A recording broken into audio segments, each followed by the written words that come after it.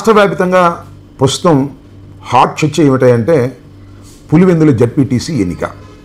ఖచ్చితంగా నేను ఈ వీడియో చేసే సమయానికి ఇంకా 12 గంటల్లో పోలింగ్ ప్రారంభం కాబోతున్నది. ఈ జడ్పీటీసీ ఎన్నిక ఎందుకు ఇంత ప్రాధాన్యత సంతరించుకున్నది అంటే తెలుగుదేశం పార్టీ, ముఖ్యంగా చంద్రబాబు నాయుడు గారు, లోకేష్ గారు ఒక పట్టుదల పట్టారు. అదేమిటంటే పులివెందులలో ఉన్నటువంటి జడ్పీటీసీ ఎన్నికను ఓడించి జగన్మోహన్ రెడ్డి గారికి పులివెందుల్లోనే ఏమీ లేదు అని నిరూపించాలనేటువంటి ఒక తాపత్రయం వారికి కనిపిస్తుంది. మంచిదే. ఇప్పుడు కూడా ఎన్నికల సమయంలో ఎదుటి పార్టీని ఓడించాలని అనుకోవటం రాజకీయం. కానీ ఆ ఓటమి కూడా అన్యాయంగా, అక్రమంగా, అవినీతికి పాల్పడి అన్ని వ్యవస్థల్ని మలినం చేసి అన్ని వ్యవస్థల్ని ఉపయోగించి ఏదో ఒక విధంగా ఎన్నిక కావాలి, తెలుగుదేశాన్ని గెలిపించుకోవాలనే తాపత్రయం ప్రతి క్షణం కనిపిస్తూ ఉంది. దీనికోసం ఎన్ని అడ్డదారులు తొక్కాలో అన్ని అడ్డదారులు తొక్కారు. డబ్బు ఉపయోగిస్తున్నారు ప్రస్తుతం. అంతకుముందు పోలీసు యంత్రాంగాన్ని ఉపయోగించారు, దాడులు చేశారు. అదేవిధంగా అక్కడ ఉన్నటువంటి కుటుంబ తగాదాలను కూడా ఉపయోగించుకొని ఏదో ఒక విధంగా 10,601 ఓట్లు కలిగినటువంటి ఈ జడ్పీటీసీ సెగ్మెంట్లో గెలవాలని అనుకుంటున్నారు. స్వేచ్ఛాయుతంగా ఎన్నికలు జరిగితే వైసీపీదే ఘన విజయం అనేది ఎవరిని అడిగినా, ఏ నోట విన్నా వినిపిస్తుంది. కానీ స్వేచ్ఛాయుతంగా ఎన్నికలు జరుగుతాయా, జరిగేటటువంటి పరిస్థితులు ఉన్నాయా అనేది ఇక్కడ ప్రధానమైనటువంటి ప్రశ్న. చిత్రం ఏంటో తెలుసా? ఈ ఊర్లో ఓటరు ఆ ఊరికెళ్ళి ఓటు వేయాలి, ఆ ఊరిలో ఓటరు ఈ ఊరికొచ్చి ఓటు వేయాలి. ఈ విధంగా లేటెస్ట్గా ఎన్నికల కమిషన్ రాష్ట్ర ప్రభుత్వం యొక్క ఇన్ఫ్లుయెన్స్ గురై బూతులను అటు ఇటు మార్చేసింది. అంటే స్వేచ్ఛగా ఓటు వేసే పరిస్థితులు లేకోకుండా చిత్రీకరించేటటువంటి కార్యక్రమం చేస్తున్నారు. ఈ విధంగా చేసి ఓట్ల పోలింగ్ శాతాన్ని అత్యధికంగా తగ్గించేయాలి. అంటే వైసీపీకి ఓటు వేయాలి అనుకునే వాళ్ళకి ఓటు వేయటం ఒక భారం కావాలి.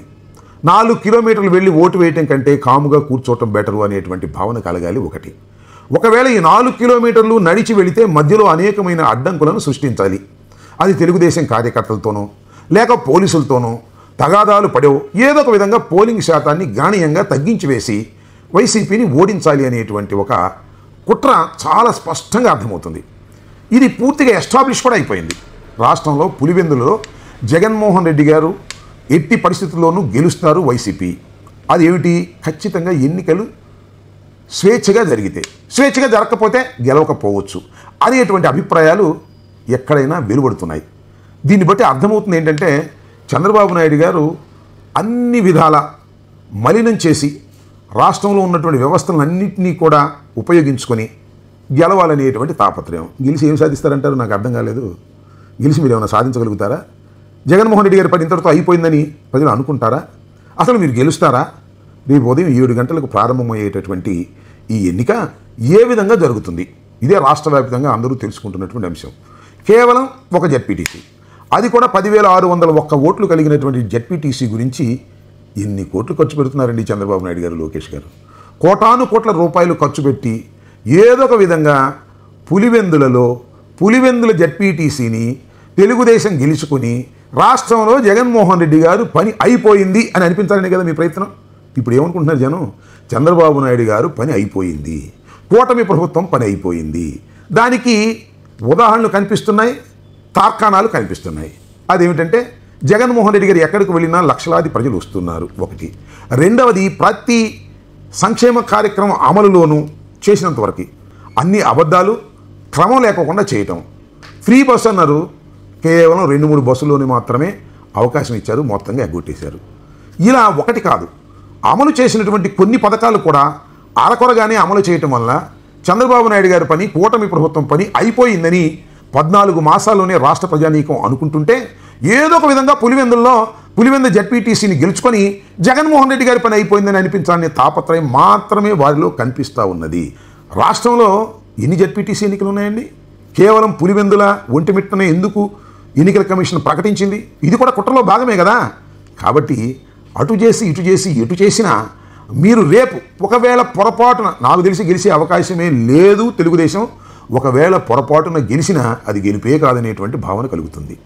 ఇంత కష్టపడవలసినటువంటి అవసరం ఉందో ఆఫ్టర్ ఆల్ జడ్పీటీసీ ఎన్నిక గురించి? కాకపోతే ఒక అంశాన్ని మాత్రం చాలా స్పష్టంగా మనం ఇక్కడ ఆలోచించవలసినటువంటి అవసరం ఉన్నది. చంద్రబాబు నాయుడు గారు కుట్రలు కుతంత్రాలు చేయటంలో ఆయన మించిన వారు ఎవ్వరూ లేరు. ధనాన్ని ఖర్చు పెట్టడంలో కూడా ఆయన మించిన వారు ఎవ్వరూ లేదు. తమ శక్తినంతా కేవలం ఒక పులివెందుల జడ్పీటీసీకి మాత్రమే ఉపయోగించే స్థితికి దిగజారిపోవటం చూస్తే చాలా ఆశ్చర్యం కలుగుతుంది. ఏది ఏమైనా అసలు పులివెందుల జడ్పీటీసీని కూటమి గెలుస్తుందా, లేక మళ్ళా తిరిగి జగన్మోహన్ రెడ్డి గారు వైఎస్ఆర్ కాంగ్రెస్ పార్టీని గెలుచుకుంటుందా అనే విషయం ఇవాళ తేలకపోవచ్చు, 14వ తారీఖున తేలవచ్చు. కానీ రేపు ఉదయం 7 గంటల నుంచి సాయంత్రం 5 గంటల వరకు జరిగేటటువంటి పోలింగ్ సరళిని బట్టి ఒక అవగాహనకు రావడానికి అవకాశం ఉంటుందని నేను భావిస్తున్నా.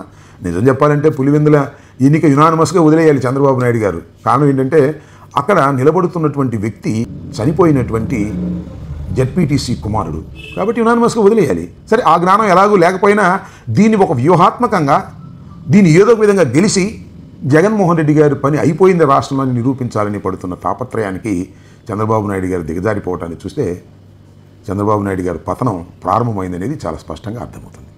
ఎనీహౌ, రేపు ఉదయం 7 గంటల నుంచి సాయంత్రం 5 గంటల వరకు జరిగేటటువంటి పోలింగ్ సరళిని బట్టి, అక్కడ జరుగుతున్నటువంటి విధానాలను బట్టి రేపు నాకు తెలిసి చెదురుమదురు సంఘటనలు జరిగేటటువంటి అవకాశం ఉంది. పొరపాటున పెద్ద పెద్ద సంఘటనలు కూడా జరగడానికి కూడా స్కోప్ ఉన్నట్టుగా కనిపిస్తూ ఉంది. ఏది ఏమైనా ప్రశాంతంగా ఎన్నికలు జరగాలని, జరిగే విధంగా కూడా ప్రభుత్వం, ముఖ్యంగా పోలీసు యంత్రాంగం ప్రయత్నం చేయాలని ఈ సందర్భంగా నేను కోరుకుంటున్నాను. న్యాయస్థానాలు కూడా దీని మీద దృష్టి పెట్టినటువంటి అంశాన్ని ఇవాళ మనం చూసాం. ఇప్పుడు మొన్న జరిగినటువంటి ఒక దాడికి సంబంధించి పెద్ద ఎత్తున ఊరేగింపు కూడా చేశారు, శాంతి యాత్రని. దానిలో 150 మంది మీద కేసు పెట్టారు. వాళ్ళందరినీ ఈరోజు సాయంత్రం, అంటే పోలింగ్ ముందు రోజు సాయంత్రం అరెస్ట్ చేయాలనేటువంటి కుట్ర ఒకటి జరుగుతూ ఉందనే ఉద్దేశంతో వైఎస్ఆర్ కాంగ్రెస్ పార్టీ కోర్టుకు వెళితే న్యాయస్థానం వాళ్ళని అరెస్ట్ చేయొద్దని చెప్పేసి ఆర్డర్స్ కూడా ఇష్యూ చేసినటువంటి సందర్భాన్ని కూడా ఇక్కడ గుర్తు చేస్తూ ఉన్నాను.